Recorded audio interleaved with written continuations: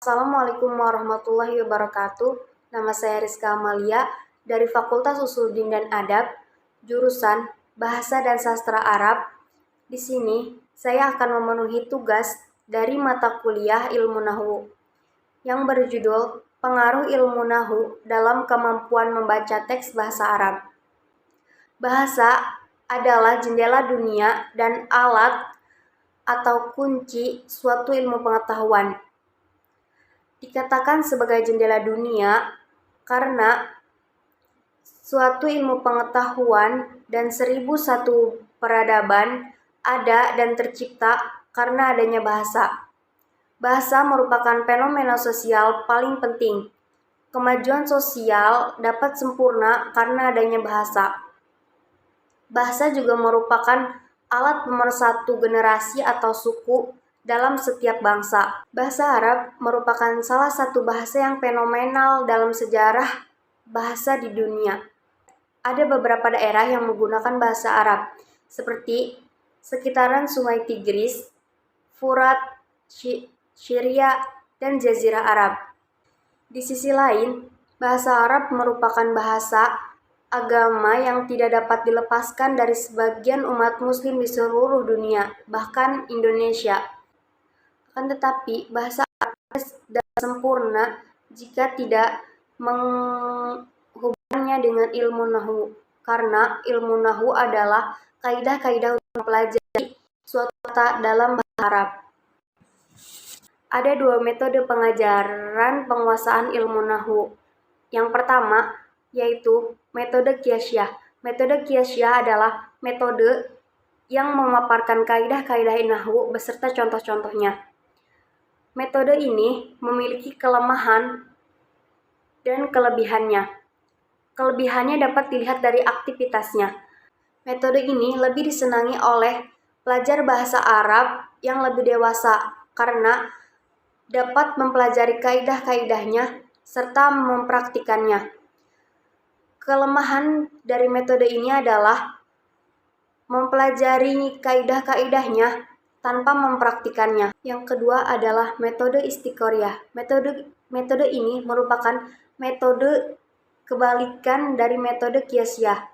Karena metode ini memulai dengan contoh-contoh yang diberikan kepada siswa, kemudian menarik kesimpulan dari contoh-contoh tersebut. Metode pengajaran tata bahasa Arab. Yang pertama, memberikan contoh-contoh kepada muridnya yang telah diajarkan dan ditulis dengan jelas. Selanjutnya adalah metode latihan lisan. Metode latihan lisan ini, guru mempersiapkan beberapa contoh untuk ditulis di papan tulis. Kemudian, mengadakan percakapan serta tanya jawab untuk melekatkan kepada ingatan para siswa agar memahami kaidah-kaidah tersebut. Selanjutnya adalah metode latihan tulis. Metode latihan tulis ada sebaiknya diberikan secara menyeluruh serta latihan-latihan. Latihan tulis dimulai dengan mengulang 1 atau 2 pelajaran sebelumnya.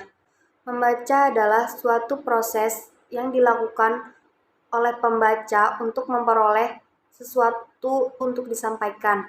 Dalam kemampuan membaca mengandung 2 aspek pengertian, yaitu A. Mengubah lambang bahasa menjadi bunyi. B. Memahami makna bacaan. Selanjutnya adalah membaca dalam hati. Membaca dalam hati bertujuan untuk memahami pengertian, baik pokok-pokoknya ataupun rincian-rinciannya.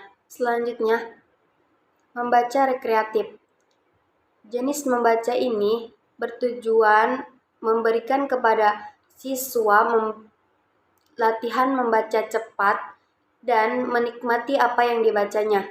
Tujuan ini adalah tujuan untuk membina cinta dan minat siswa dalam membaca. Selanjutnya adalah membaca analitis. Membaca analitis memiliki tujuan untuk melatih siswa agar memiliki kemampuan mencari informasi dari bahasa tertulis. Selanjutnya adalah metode pengajaran membaca. Seperti yang dikatakan sebelumnya, kegiatan membaca adalah kemampuan untuk mengenali dan memahami sebuah kata kata dalam bentuk tulisan. Metode pengajaran membaca ini memerlukan beberapa metode sebagai berikut. Yang pertama adalah metode harfiah. Yang kedua yaitu metode syautiah. Yang ketiga metode suku kata. Yang keempat yaitu metode kata. Yang kelima metode kalimat. Dan yang keenam adalah metode gabungan. Tujuan pengajaran membaca. Pengajaran membaca dilakukan dalam rangka mencapai tujuan.